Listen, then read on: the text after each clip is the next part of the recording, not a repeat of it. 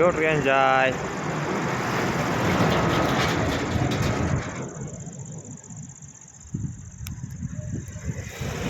જો અહીંના ડુંગરો આવા જ છે બધા.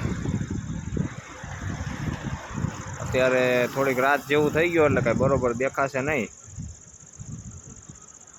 આ ઉપર પણ પાછા મંદિર જેવું કંઈક દેખાય, શું એ તો બહુ આપણને ખબર નથી.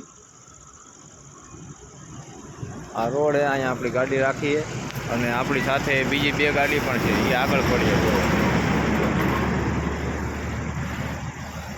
એક ગાડી બીજી આવી, કેની હોય ખબર નથી, છે આપણા ગુજરાતની જ. અને આ લોકેશન રહ્યું ને આપણે મહારાષ્ટ્રમાં છે.